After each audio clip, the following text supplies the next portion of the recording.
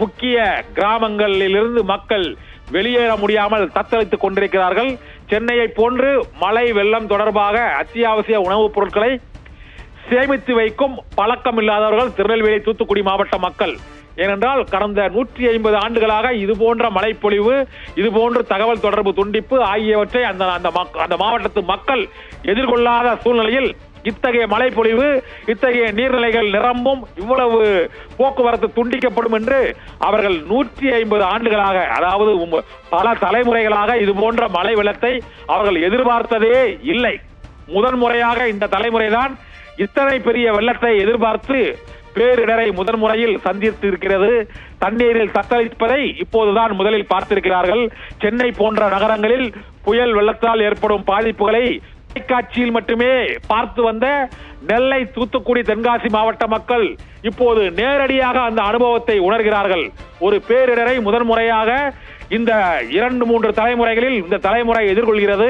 இந்த பேரிடரை அவர்கள் எவ்வாறு எதிர்கொள்கிறார்கள், எவ்வாறு மீட்கப் போகிறார்கள், சேதத்தின் அளவு என்ன, விளைநிலங்கள், குடியிருப்புகள், சாலைகள், போக்குவரத்து இதுவரை கடந்த 100 ஆண்டுகளில் இந்த அளவுக்கு முடங்கியதாக வரலாறே கிடையாது. பேருந்து, ரயில் போக்குவரத்து, சாலை போக்குவரத்து 3 போக்குவரத்தும் நெல்லை, தூத்துக்குடி, தென்காசி, கன்னியாகுமரி ஆகிய 4 மாவட்டங்களுக்கு முதன்முறையாக முடங்கி இருக்கிறது. 24 மணி நேரமாக மக்கள் செய்வதறியாது தற்போது தத்தளித்துக் கொண்டிருக்கிறார்கள். அனைத்து இடங்களிலும் பெட்ரோல், டீசல் கூட கிடைக்க இயலாத அளவுக்கும், அத்தியாவசிய பொருட்கள் விநியோகிக்க முடியாத அளவுக்கும் கிராமங்கள் தனித்தனி தீவுகளாக துண்டிக்கப்பட்டிருக்கின்றன. தரைப்பாலங்கள் மூழ்கி இருக்கின்றன. பெரிய பாலங்களை தண்ணீர் தொட்டுக் கொண்டு சென்று கொண்டிருக்கிறது. முக்கிய நெடுஞ்சாலைகள், தேசிய நெடுஞ்சாலைகள், மாநில நெடுஞ்சாலைகளில் தண்ணீர் கரை புரண்டு ஓடுகிறது.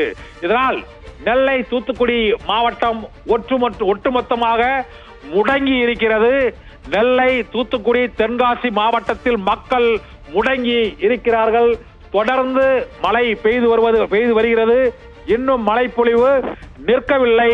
மழைப்பொழிவால் பாதிக்கப்பட்ட மக்கள் எப்போது மழை நிற்கும் என்று எதிர்பார்த்து காத்துக் கொண்டிருக்கிறார்கள்.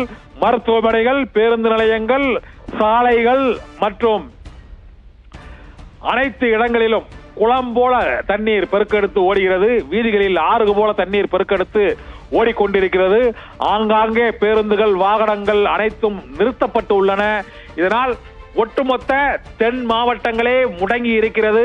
நெல்லை, தூத்துக்குடி, கன்னியாகுமரி, தென்காசி, விருதுநகர் மாவட்டங்கள் 5 மாவட்டங்களும் முடங்கி போயிருக்கின்றன.